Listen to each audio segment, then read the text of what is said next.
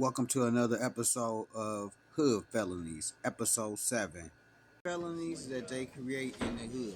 Now, the Justice Department got their own type of ways to, deliver justice. But here we delivering the justice for our hoods.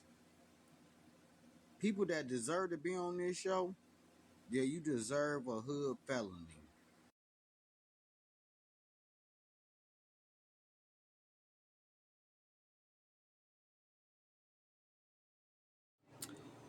What's going on, y'all? I know everybody out there heard of Child versus Predators, right? My boy Chris Hansen, love the guy. I love it when he make them cry and shit. And he he asks them a question and then he reads what they already said and all that, and they start crying, boo-hooing. The saddest thing is that these guys be having families and children the same age as that they're trying to trap or uh, groom these little kids. Not knowing it's the police. And then the dumbest part is, yeah, Chris Hansen, I know who you are. You idiot. You know this stuff exists and you still want to put your mindset in the, you're not risking jail. You're not trying to risk, you're risking freedom, jail, and uh, just knowing in the back of your mind, Chris Hansen out there and you still take your dumb ass in there. Then don't think about the daddy might be there or the uncle might be there or the mama might be there to shoot your ass. You still go.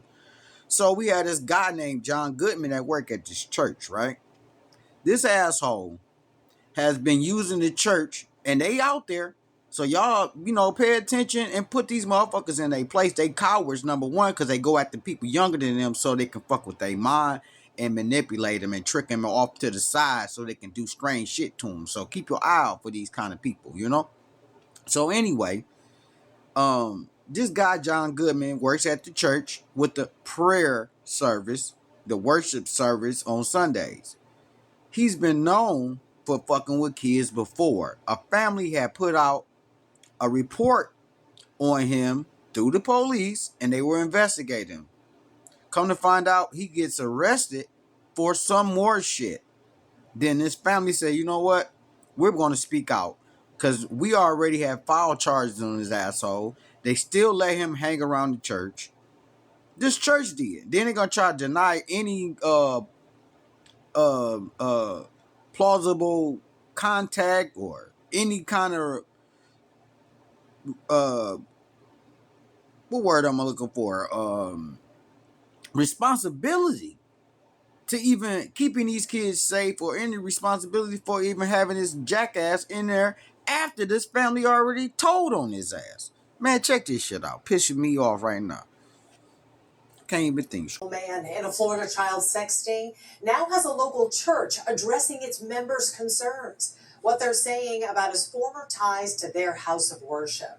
A massive undercover sting by Marion County investigators targeting accused child sex predators nets someone with former ties to a local church. The allegations very disturbing, including that he tried to meet up with who he thought was a 7-year-old girl for sex. News4Jax anchor John Acebus looks into the charges and what former church leaders are saying, including what they say the church did when past issues with the man were brought up. This is John Goodman. Larissa Pena and her husband, Luis, knew Goodman during their time at Ocean Way Church in Jacksonville. We were youth pastors, and he was part of the worship team. The Penas were among several people who saw the arrest of Goodman and reached out to us after seeing it online. Video shows Goodman being arrested and accused of multiple charges after deputies say he was trying to meet with a 7-year-old girl and have sex. The details are far too disturbing to share with you. The arrest report says Goodman was messaging with a man he thought was trying to set him up to have sex with his young daughter. Only Goodman was talking to an undercover police officer and got busted at the meetup location. We reached out to Ocean Way to get a response and also get a better understanding of what Goodman's role was at the church. An attorney sent me this statement that says Goodman volunteered in our adult music program on Sunday mornings in the main sanctuary. He was not a part of our pastoral staff or leadership, and he held no official position with the church. Pena's talked about their experience at the church and with Goodman. The sad reality is that people knew the truth. Some people watch this and they're not going to like the video. They're going to say, oh, they're trying to divide the church. They're trying to tear people down.